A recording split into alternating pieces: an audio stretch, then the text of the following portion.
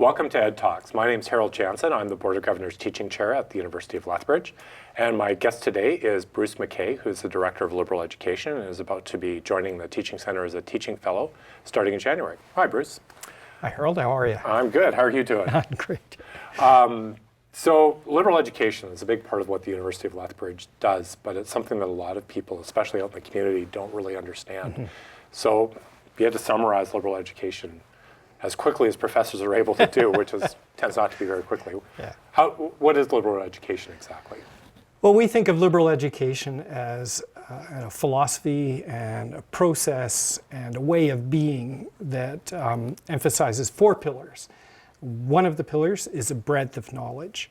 So even though we may study or focus on a particular narrow area of research or learning, really a liberal education approach recognizes that knowledge is broader than just the narrow interest we may be specifically focused on. So there's the breadth. Second is critical thinking. So it's not enough to have that breadth, but where does this knowledge come from? How is it formed? What's the data? Are the arguments good arguments? What kind of value system is encoded? What if we shift our values or our perspective? How does that change the way we think about things? Critical thinking. Third one is integration. So we've got this breadth and we're taking it apart and understanding it critically. How does it all tie together ultimately? So if we take an issue, what can the sciences contribute to our understanding approach to that issue? Or what do the social sciences have to say? Or the humanities or fine arts or anything? And the fourth pillar of our liberal education philosophy is civic engagement, or in some ways application of these other pillars. So I'm teaching a course this term. The topic is an integrative topic. It's food. Clearly scientific aspects to food, social scientific aspects, anthropology, political science, humanities, history, philosophy, fine arts for sure, all contribute to our understanding of food. And it's an issue now that the globe has over 7 billion people and is on its way to 9. How are we going to feed all these people? It's not just a science problem. It's a whole problem, a holistic problem that requires an integrative approach from a huge range of disciplines. So, I mean, liberal education, the University of Lethbridge has always been a liberal education institution. That's always was one of its founding principles. How has it changed over the time? I mean, you haven't been here the entire time, but almost, from what I understand. How has it changed over the years? Yeah, I think there's always been a tension at the University of Lethbridge in a way between two big streams of thought throughout the history of liberal education. And one is a stream that emphasizes the applicability of the skills that one develops through a liberal education. And these are skills that go with liberty, with freedom. The idea that we should be able to think for ourselves and make decisions for ourselves. We shouldn't just blindly follow whatever someone in a position of power and authority tells us. We should be able to figure things out for ourselves. And that's directly applicable then to our lives and communities, our businesses, our livelihood, our own decisions and choices that we make personally. And so some approaches to liberal education have really emphasized that practical application. Another approach has tended to focus on broader, maybe philosophical ideas that liberal education teaches and represents the best of what humanity has learned and the best of what humanity has known over the centuries. And so in the American stream of liberal education tends to emphasize, many liberal education schools tend to emphasize the practical applicability side. Many schools in the British tradition, and many of those are in Canada, continuing on that tradition, tend to emphasize the sort of best of what humanity knows and has learned. But I think at U of L, we've always had a healthy kind of tension between those two, with both being sort of accepted and built into the way we do things here. Yeah, and we're trying to I think, honor that tradition. in the way we approach liberal education here. So what does that look like practically in terms of how you design curriculum? How would a curriculum focused more on the practical application look as opposed to one that's more focused on sort of the best of what humanity has come up with, which is actually a pretty old idea. If we look back to more medieval ideas of what a university was like, those are the kind of ideas that were represented. So how does that look like in terms of how we structure things? Yeah, well, I think many students arrive at the university and they're sold on a particular subject area. Many of them, not all of them, but many are sold on a particular subject area. I want to be X, so I need to study X in order to become that. And they're very focused on that. What do I need to achieve my goal? Right. What are the skills I need to know if I want to be an X? What do I need to know how to do? What body of knowledge do I need to have? And I think in some ways the university has, and society in general, when it talks about the cost of post-secondary education, tuition fees, they're very much focused on, am I getting good value for my investment? If I put all this money into a post-secondary education, and am I going to end up with the good job that I want at the end? Very kind of, goal-oriented, instrumentally driven. And I think in our liberal education courses, we tend to focus on the more general skills, which are broadly applicable, no matter what job path, interest area a student should go in. That would include critical thinking. So how do you take an argument apart? How do you analyze the structure of it? How do you analyze the evidence? How do you evaluate the quality of the evidence? Is it numerical evidence, quantitative, or is it qualitative evidence? How do you trust what someone is telling you? Those kinds of evaluative critical thinking skills. Communication. Doesn't matter what job you're in. You're going to have to be able to communicate what you're thinking in writing, in orally, in speech, visually, right? So we need to develop those skills as well. And there are, I'm sure, others that go along with that. Those are the two big ones, obviously. Yeah. It strikes me that, so that's one approach, that's a practical kind of approach. The other one about the traditions, that this is the stuff a learned person should know, to use kind of old-fashioned language. So how would that look in terms of how we'd structure that? Yeah, I think at the university in general, overall, we encourage that with our breadth requirements. Right. So a student may be interested in subject area X, but we ask them to also take courses outside of their major focused area of interest. And I think in some ways the process is a bit random, which can actually be quite good in some ways, because a student can discover something they had no idea how interesting it was, and they may even end up changing the course of their lives through an accidental discovery. One of the things we don't do particularly well is explain to students the value of that breadth, and that, okay, will then be able to put their narrow area of interest in a broader context, see how it fits in with other areas, see how it may be more broadly applicable. And so that's something I think we encourage with our breadth. In our liberal education courses, we also squeeze that breadth, for the most part, into each of our courses. So most of the time, they're not just single disciplinary courses. And we make a conscious effort to draw on, I think, what you could call classic texts. Right. Great writings by significant figures whose influence has gone far beyond their narrow disciplinary area. For example, the work of Charles Darwin is much more than just biology. His ideas are broadly influential, and an educated person really should have read some Darwin, should understand what these ideas are.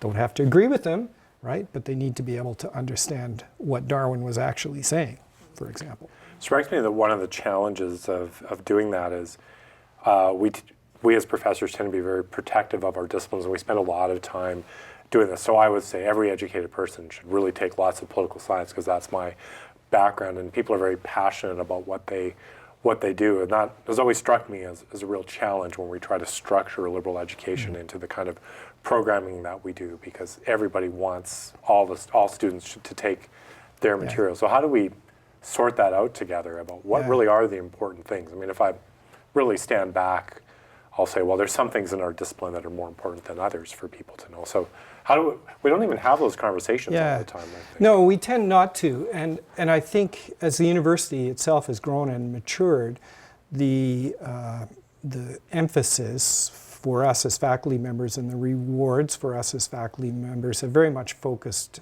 or emphasized research. Yeah. And so that has tended to, we tend to put greater value on those narrow questions that we're asking within our disciplines. And those narrow questions that tend to be of value to a very small population. But I think at the same time, though, in many of our undergraduate courses, we have students in the room, maybe the majority of the students in the room, who are not going to be majors in our disciplines. Well, what a wonderful opportunity to educate students about what political science can tell us about the world we live in, or geography can tell us about the world we live in, or sociology or anthropology, pick your subject, right?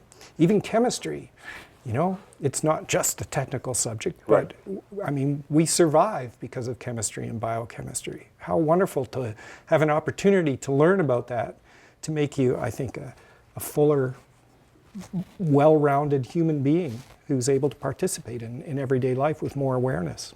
It's funny because as you're talking, I'm struck by the fact that we're asking our students to do something that we actually don't do much on a day-to-day basis. I mean, I spend most of my time working in my subject area. I mean, if I'm going to be really adventurous, I'll go to one of my colleagues in my department who teaches a different subpart of my discipline. But I don't go to chemistry or biochemistry talks, and I don't spend a lot of time talking about them about common interests. So it's actually kind of funny that we don't actually practice what we're asking our students to do. And, you know, maybe I'm fortunate because you're in the liberal very, education courses, which are quite different from disciplinary focused courses in the sense that we don't have a standard area of disciplinary knowledge that we need to pass on to our students. And in many of our courses, in fact, we invite our colleagues in to give their perspectives. So it's a wonderful opportunity for me to learn exactly the way you're describing. Well, and for the people who get to go and help teach these classes. Absolutely. Yeah, and my colleagues, whenever I've asked someone, they've been very happy to come and share a little bit of their knowledge, because it's an opportunity for them then to, again, put their field or their area in a broader context and to communicate something to students they might not otherwise have an opportunity to talk to. I think that's great, and something we obviously need to do a lot more of. Because you're right, the incentives on the research side, and just even the way we structure the university and its physical space really focuses a lot of introspection, right? Where we live in these intellectual and academic silos all the time. And it's funny how you talk to students who are near the end of their time here, they're senior students or students who have recently graduated, and many of them say, it didn't make sense to me, this breadth, until I was in my fourth year, and all of a sudden the connections started to appear everywhere. You know, what I was hearing from Dr. Jansen in political science directly related to what I was hearing in my sociology class. And they were so excited by this and you know, happy that they'd had the opportunity to make these discoveries. So what makes that light bulb go on where that suddenly all clicks for them? Like, what is it? Does it just take a certain amount of time being immersed in the university, or there's some experience that triggers? Not all students get this either, I'm guessing. But. So I think the students who remain focused, instrumentally focused on, okay, what are the hoops I need to jump through? What are the boxes I need to tick off in order to get my degree so I can get out? Those students sometimes don't get it, I think. But students who maybe have a more native curiosity, or they've run into one of our colleagues, or one of us, who has probably one of our colleagues. Yeah, probably. Who has said something inspirational, or who sort of showed them a whole new way of looking at things. Or sometimes it's just a matter of maturity. I mean, our first year students are young, and for many of them, they've been very carefully brought safely through to this point, right? Both from their parents and from the school system. And now that they have more independence, it takes a while until they sort of get beyond the initial kind of excitement of this freedom to the point of seeing some value and beginning to think, no, what am I really interested in? Who Right. am I as a person, and what do I want to devote myself to, and what kind of human being am I going to be? And I think students who begin to form that sort of intellectual identity, intellectual sense of who they are, they sometimes tend to be the students who are beginning to see the connections then and get really excited. We were both at the open house.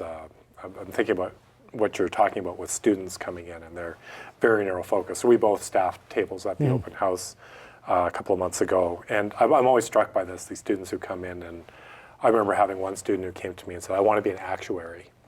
And I thought, wow, that's a very, very specific, narrow, technical kind of thing. So I'm increasingly telling students that, I hope you come in here open to the possibility you might be persuaded that there might be something else, that you're not so closed off. And what I've seen a lot of students, they come in with that, but then you're right, they get exposed to a bunch of things, partly because we force them to. And then the really good ones sort of go off and explore. And then towards the end, when they're about to graduate, it's that panicky moment again, like, oh no, now what am I going to do? But so I always like to see that. And that strikes me as one of that we've sort of getting into what are the obstacles that get in the way of liberal education. So one is just the nature of universities, but the other is the students that we see.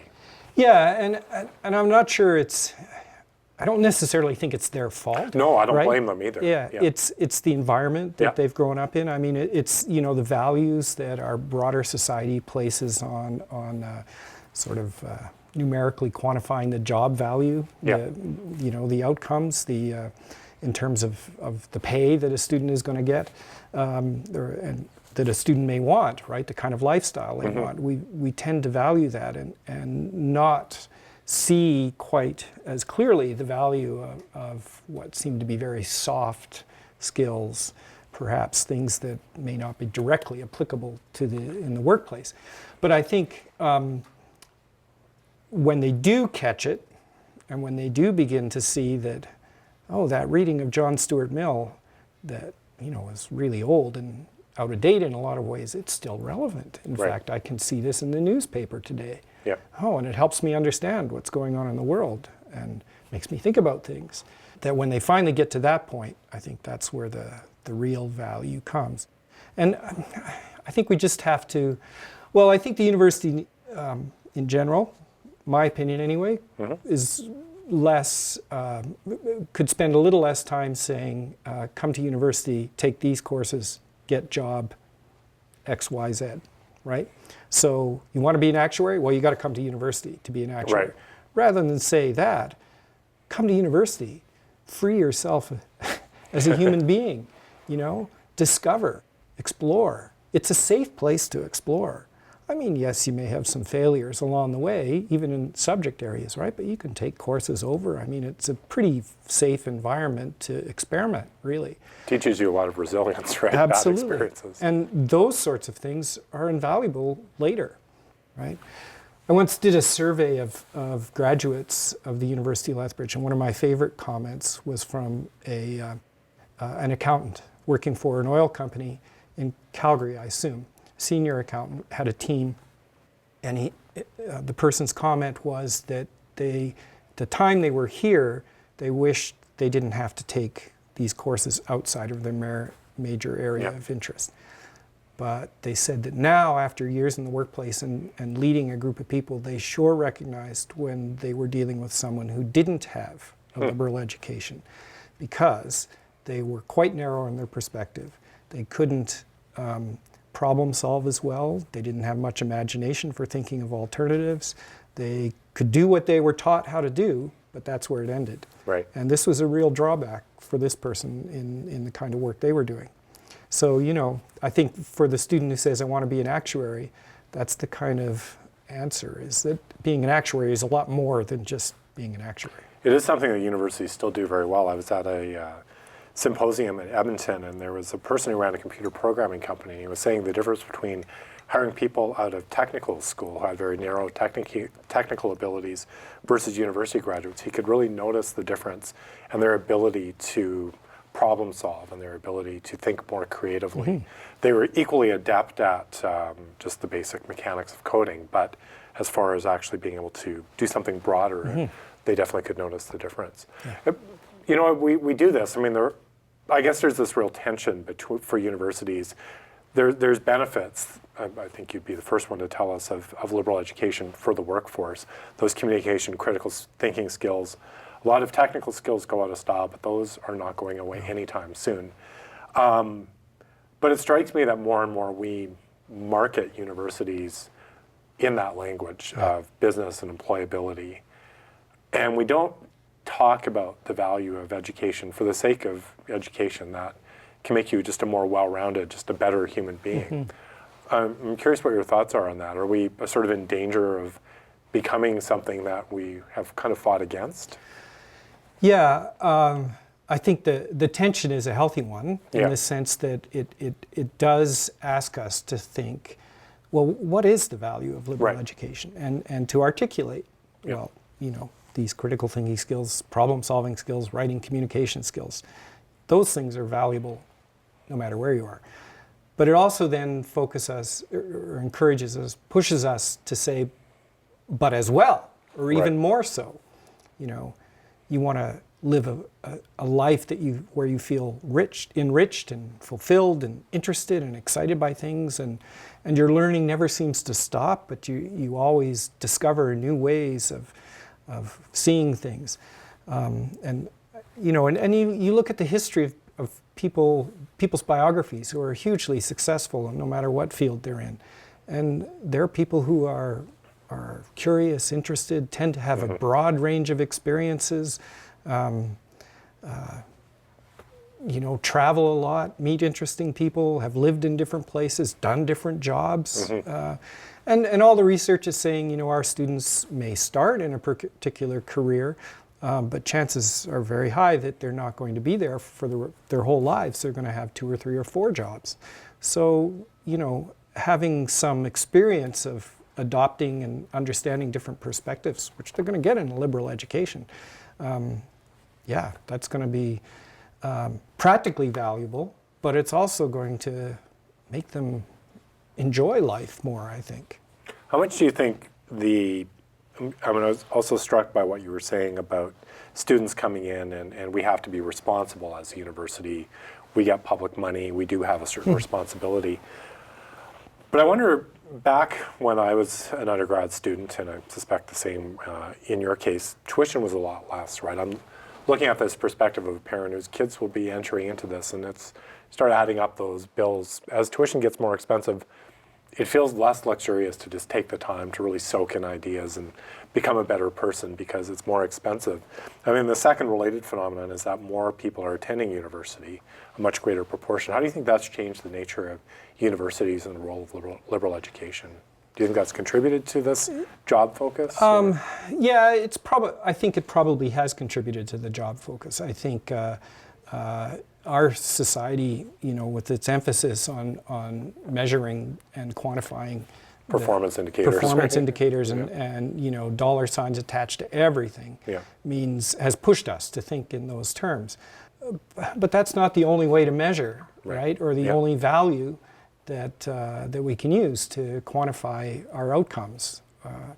And I'm probably a bad person to talk to because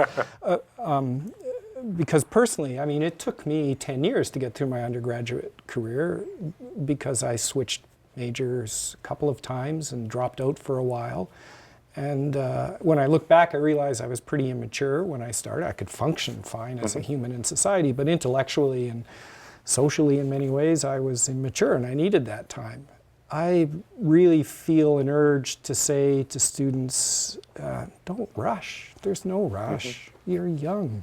Goodness sakes. Take a year off, go travel. Yes. Yeah, and you know, try something off the wall, right? Take an art course, a drama course. I sometimes wish I could go back and do my undergraduate over again. I took 5 years, so I took a little bit of extra time, but there's all kinds of things that I've become interested in since that. Wow, I had this wonderful opportunity when I was an undergrad, and it's gone so quickly, and that's something I try to encourage my students to. There's this incredible array of things. You will never have the time or opportunity like this again. Use it. Don't waste it. Yeah, and sometimes that's couched in terms of a hobby, like, you know, oh, well, you'll always have that as a hobby, sometimes I hear families say. Yeah. And I think it can be more than just a hobby. It doesn't mean, you know, it becomes, you know, sort of a sidelight to your main avenue of generating income, let's say.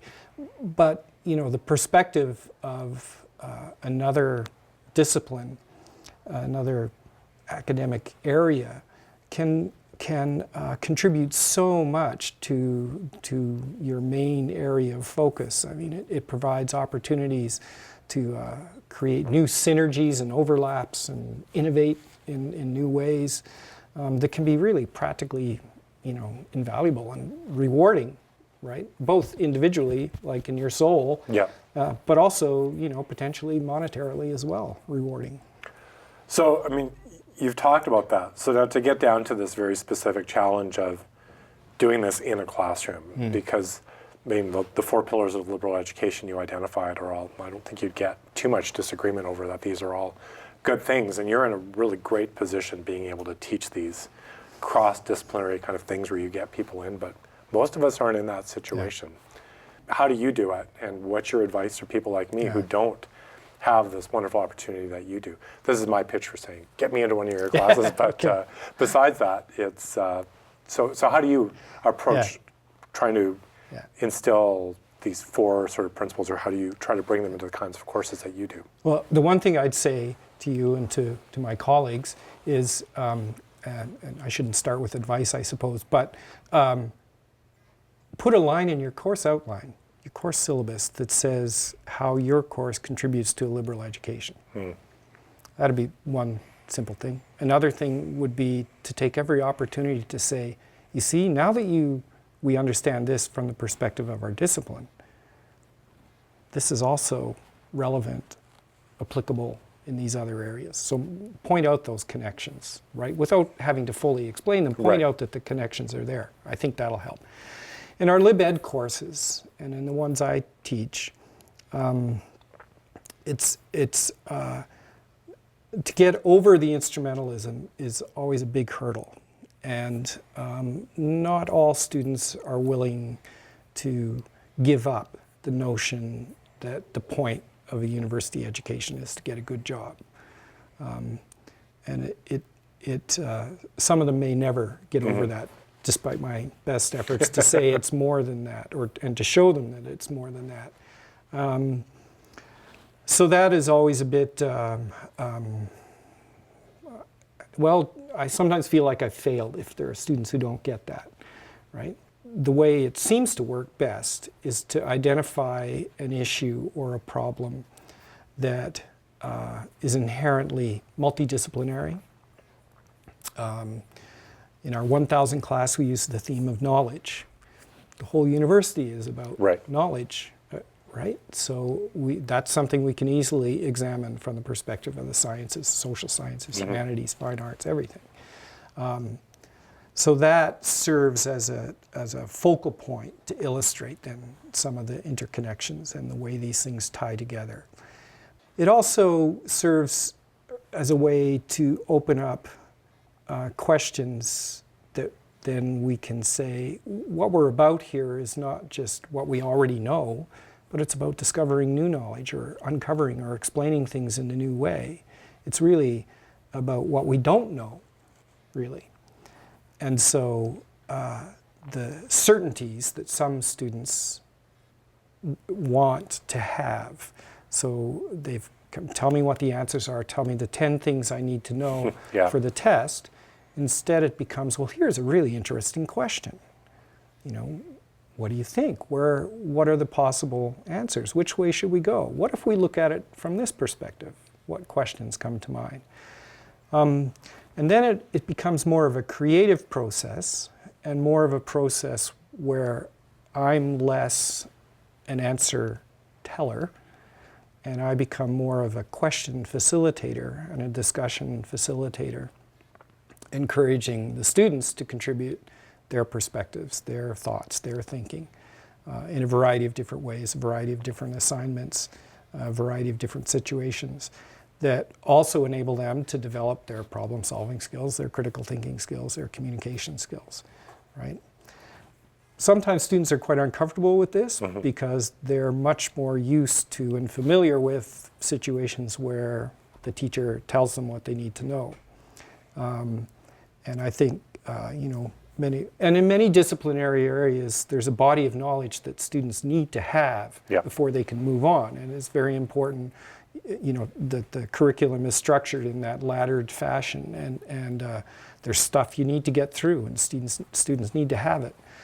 But I think the ultimate liberal education approach is to open that up to more opportunities for students to develop the skills of thinking and problem solving, communicating as they ladder through this knowledge, and more opportunities to have a sense that, or an opportunity to discover, right, with guidance, discover for themselves some of the connections and discover for themselves some of the answers that we want them to get to.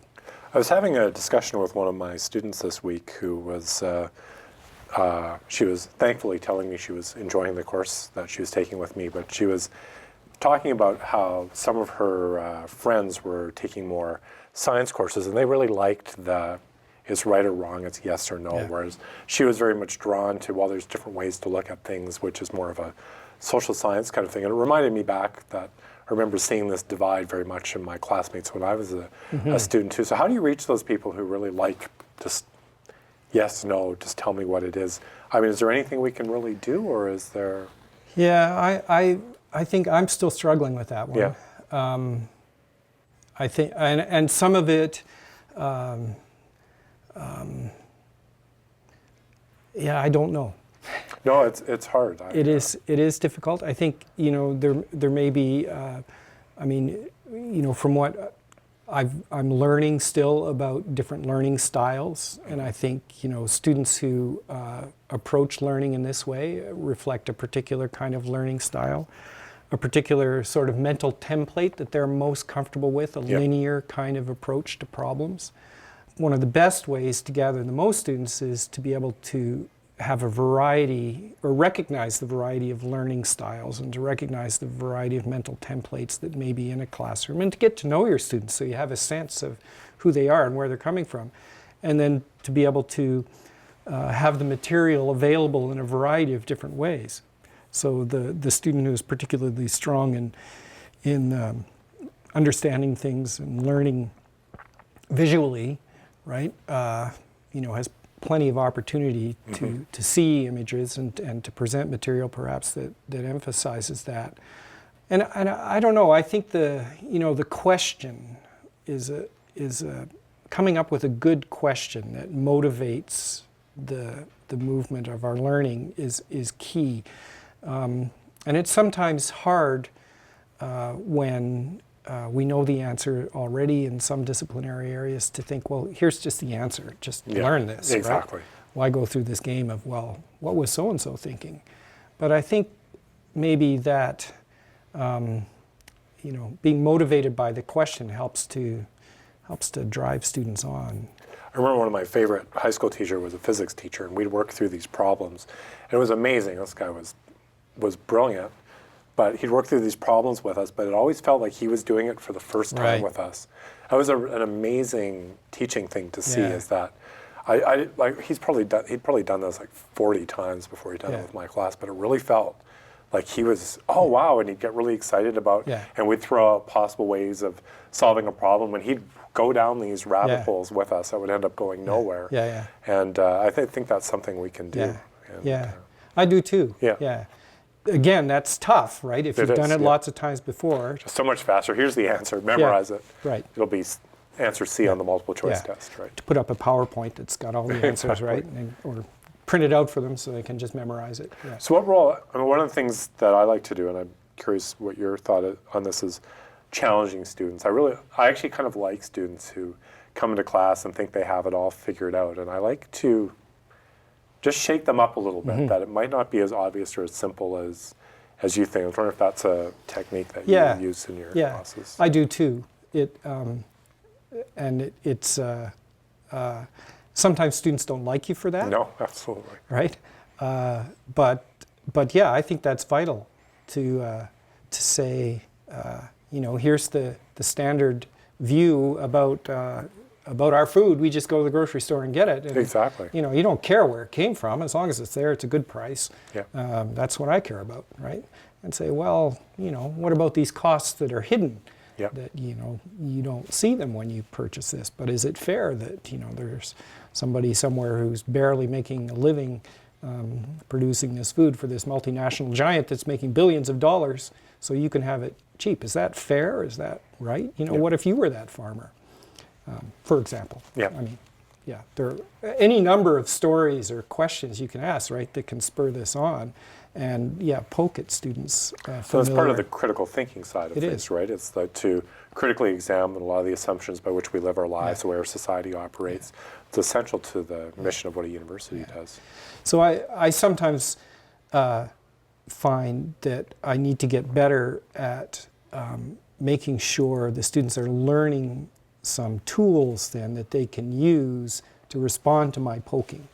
So I don't know if you feel the same way, but you poke to get them thinking, but I sometimes am realizing that I need to do a better job of saying, now that I've poked you, what can you use to respond to that poke? Right? What skills have you learned that you can apply? Where would you go to get more information to respond to my poking?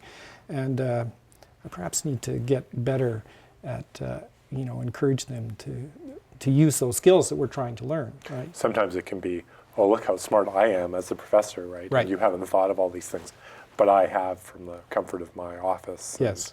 And the years and the time I have to think about this. Right. So yeah, I agree that can be absolutely an issue. Yeah. Still working on that. Yeah, well, that's why teaching is always so fun. There's Exactly. always so much to learn and to engage. Absolutely. Another related thing to that is how do you deal with students, and I find this is a problem as well, that sometimes students want me to tell them what to think about something, right? That because I've had the incredible privilege of the job that I have and have had the freedom and the training to think about these kinds of things, that they want me to tell them what conclusions to reach. And I don't want to do that. So have you run into that, and how do you deal with that? Yeah, that's definitely students want, if not the right answer, many want to be told what to think about it. Yeah. So yeah, I'll resist that as well, and to some students' annoyance, and try to reflect the question back to them, or to other students in the class, to put them in a situation where they can present their point of view in front of their colleagues and then get some feedback, which is sometimes disturbing to the students when they discover that other classmates don't see it the same way they do. Yeah. Again, I think then once a student has had that experience which is unsettling and disturbing, that there also needs to be then, okay, what can you apply? How do you respond? And some of it has to do with communication strategies, but some of it is clearly, thinking strategies, or writing the problem out. If it's not clear in your own mind, or you've had this unsettling experience, then, trying to write about it is a good way to make sure your own thinking is clear. Again, I think there's a multiplier effect. The more students experience these unsettling moments, the more they develop the skills to deal with them. And that's part of the university experience and maturing, absolutely. Well, I find a lot of our students, right, have grown up in a smaller community with a lot of people like them, who think like them, with their families and classmates. And this is the first time they've really been exposed to people who disagree with them, in sometimes pretty significant kinds of ways. It can be very threatening for a lot of them as well. So really try to encourage them to think critically about why they think the things they do, but you have to do it with gentleness and with Yes. kindness, right? Yeah. I'm trying to help you think what you think, but for better reasons Yeah. and for better Yeah, evidence. and so I find I have to really resist the tendency to say, well, it's got to be like this. Exactly, yeah. Don't you see? And to instead, open it up for even more conversation, and especially younger students, and some students are always shyer by nature anyway, and so to create that I'm not sure safe environment is quite the right word, because it's you always you want to challenge them, right? It shouldn't be so safe. no, but, yeah. and a university education, and especially a liberal education, is risky in the sense that it's going to be unsettling. We're going to deal with questions and issues and topics where there is no clear right or wrong answer. There may be people who feel they have the right answer, but there are a lot of other people who feel that's totally wrong. And so these are questions where there needs to be debate. And we need to learn to debate these in order to make good decisions, because they involve what our lives are going to be like in the future. So, creating smaller groups where students can, discuss these things in a smaller, safer environment, or a more one-on-one or 2 or 3 small group environment.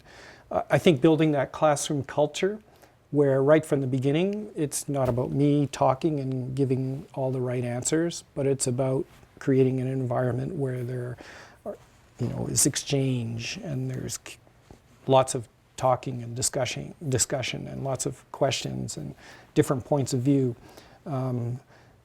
Creating that situation, I think, goes a long way then toward developing, getting or helping students, or I hope it goes a long way toward helping students get over that there's got to be one right answer and only one right answer. Yeah. You mentioned so some students are very engaged and others are not. I know you've done some research and reflection on how we reach, and I think you've called them the boys with the baseball hats, they tend to be men, and they tend to sit in the back, and some of them have baseball caps, some of them don't. And there are, to be fair, women and people who don't wear baseball caps, and some who sit in the middle, rarely in the front though. So I'm curious some of the strategies you have for trying to engage some of these students who aren't automatically engaged. Yeah. It's easy to reach the ones who are really keen and interested. I mean, they're a joy and just make you want to come to class all the time. But I know you've thought about this a little bit. And some of it is my own perception. I'm realizing more and more that I'm continually surprised and pleasantly by students who I've thought have been tuned out, or who not interested at all, who then ask a really good question, or write a great essay, right? Write a great essay. And wow, what a surprise! So I'm really trying to be cautious about my assumptions, and sometimes even looking into a room and the eyes that may not seem to be fully engaged or paying attention, that in fact, those eyes may not actually reflect a true story. They may be completely engaged and hanging on every word, or thinking ahead of you or beyond you, or looking something up on the internet to to ask a good question. Who knows?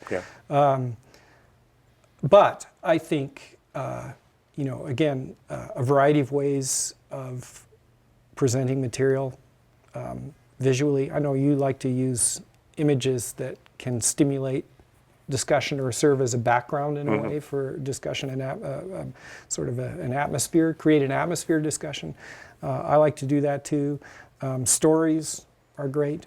And it's all, when you tell a personal anecdote, you see everyone perk up. Everyone perks up, right? And so I don't hesitate to tell personal anecdotes.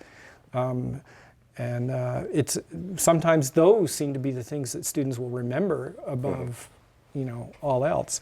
You hope you can attach a few ideas that stick with the anecdote, right? As well. It's your Trojan horse then. Yeah, exactly. Going through readings together, I find the screen can be quite useful that way, putting material up where you can zoom in and look at particular passages and Highlight things. highlight them. Yeah. Asking students to look something up on the internet for Like you during class. during class. Right. So I know some of our colleagues are disturbed when our students are sitting there behind computers and apparently not taking notes, but playing solitaire or something. But well, get them to use it. We Right, have use it as a tool. internet access in the rooms. This is an incredible resource that we have. That it completely expands our knowledge base. Goodness. So let's use it, right? And teach how to use it effectively, how to evaluate and judge things. I think there are a whole variety of ways to do it. Some of our, talking about different learning styles, the kinesthetic learning, the people who learn kind of by moving and by doing things, that's more of a challenge, I think, in many of our classrooms. Absolutely. And I do the other ones well. That's one I don't do as well. Yeah. And some things don't lend themselves. Like science has these nice hands-on things Right. that we can do. It's harder. It is. So I'm a big fan of classrooms where tables and chairs can move, right? Where you can get students to create groups and, ask them after a certain point in time to get up and move to a different group. And I think that just helps to, keep things moving, keeps things stimulated. And so I think that variety, the variety of ways that you can engage students with material or present material to them is one of the best ways to try and get full engagement from these different kinds of learners, really. Yeah. It's, one of the things that has struck me with students, and one of the real challenges, and it's also true with pretty much anything, is students are very concrete, right, in how they approach things. And we're trying to get them to think a little more theoretically and reflectively, but it's difficult. Theory is not something that comes naturally to most students. I have a couple for whom, they just latch onto that stuff, but most of them, it always comes down to the concrete. So I guess what I've really found, and I think that's one of the values of sort of like the food course, right, is you're taking a very concrete problem, something we all deal with every day, and using that as a vehicle to get into the more theoretical. Yeah, and it's quite true. When I used to teach archaeology courses, I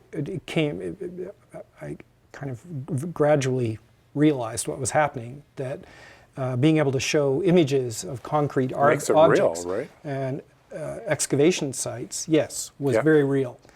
But in fact, that those real situations then could be used to talk at the broader, more interesting, from my perspective and from an academic perspective, theoretical issues about, well, how do we explain human development, and what are the major forces that brought the end of this civilization or society and caused it to change into something different.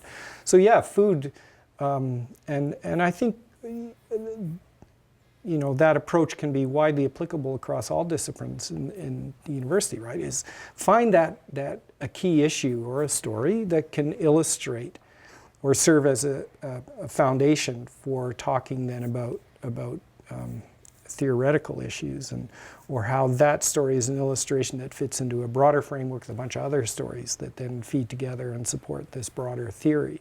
That makes a huge difference. I mean, it strikes me that the whole question, to me, the real challenge of sort of incorporating more liberal education into my discipline-specific thing is the integration side. And you mentioned we can sort of draw the linkages ourselves, but I mean, it'd be nice if we would sort of pick, here's the topic as a university we're going to think about for a year, right? And whenever it comes up in your class, try to make the linkage to it, or try to build that in. It'd be nice if we could sort of, my dreaming of, you put me in charge of the university for a year. Yeah. It would be interesting to do that. And because that's what I find the real challenge. Critical thinking and the skill-based stuff, I can see how to do that, but it's the integration that's the harder part for me. And I know of some institutions that do that maybe in a year. So incoming students will all receive the same book, and that one book will serve as the integrative focal point for all of their courses that they take in the first year. That's one approach.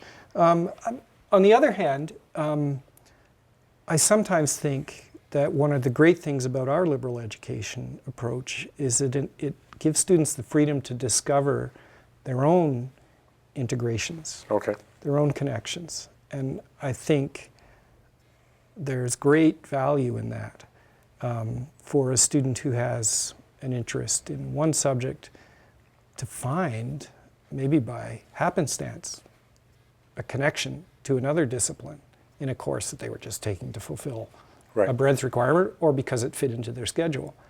And for them to make that discovery themselves then can become huge, I think. And it's theirs. Right? That's more organic liberal Yeah. education, right? And we haven't, I mean, we supplied them with the opportunity for that to happen, but they made the connections. We didn't supply the connections for them.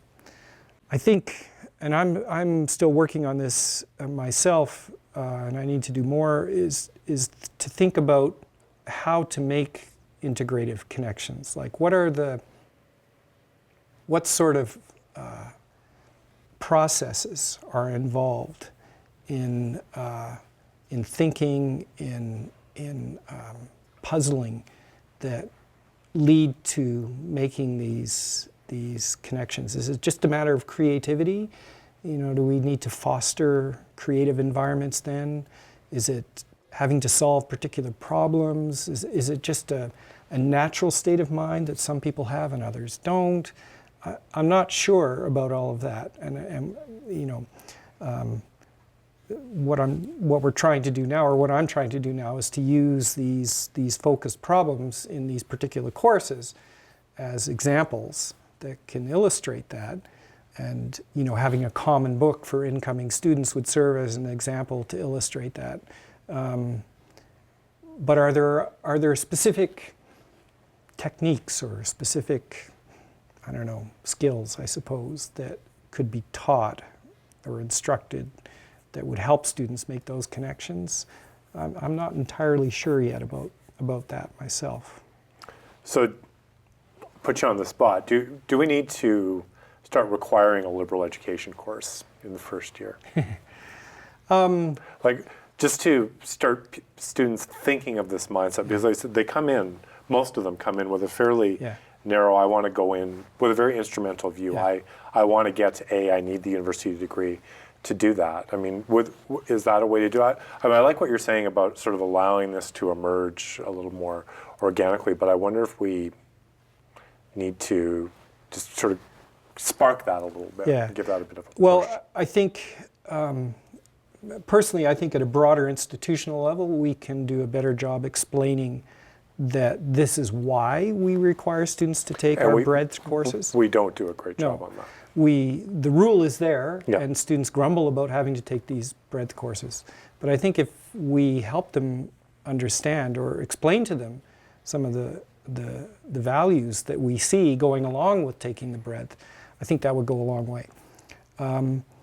I think you know, our resources are limited, and so we couldn't handle logistically having all students have to take a liberal education course.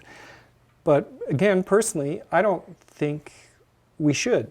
I think we should leave that or those organic opportunities to happen. So I think, you know, making the breadth available, making the breadth a requirement of our degree, sets us apart from other universities in the province and many others across the country. But I think explaining why we want that to happen, and that making these integrations is one of the outcomes we want to see come from that. I think students should have the freedom to discover things serendipitously, by accident, right? As well as have the opportunity for them to take liberal education courses where we do, you know, consciously make that a center point of the course. I think there should be both opportunities. But I think you're absolutely right. I don't think we do a very good job of explaining to students what we're doing with degree requirements, but even in our courses, right, the kinds of broad skill sets we're trying to teach them, and linking that back to, well, here's why, right? There's a reason for this. I was actually impressed when I increasingly in the distant past got interviewed for a job here. I got asked about liberal education in my job interview, which was really awesome. But it's important that we keep talking about that and remind ourselves that that's a big part of who we are as a university, and that we have to keep talking about it as faculty, but also keep talking about it with our students to encourage them to make those connections. Yeah, and I think as the university grows, it's more and more of a challenge. It is. It's more of a challenge, but opportunities like this, Yeah. opportunities that the teaching center provides for faculty from many different disciplines to come together to talk about teaching. I think those sorts of opportunities, we need to continue those as well, because it's often great when you end up chatting with one of your colleagues from a different disciplinary area and realize that, oh my goodness, there's an overlap here, or there's a common interest and that maybe you could work together in some way in a teaching context, right? Not just work together in a research context, right? And I think the more opportunities we provide for, creating or facilitating those teaching overlaps, I think the better. Even if doesn't have to be co-teaching a course, although that's fun, right? But it just enough to be come in and do a guest lecture. Yeah, do a guest lecture, or students in my class, don't forget that Dr. So-and-so over there is doing something very similar, or from on the same issue, but from a different perspective. You might want to take that course. And part of that is creating that time and opportunity, not just for students, but also for faculty to discover those things. And we're all busy, a lot of demands on our time, especially on the research side. It's very narrow, technical, focused kinds of things. Yeah. So again, I'm struck by the fact that we often ask our students to do things that we don't practice ourselves very well. Yeah, it's quite true. Yeah.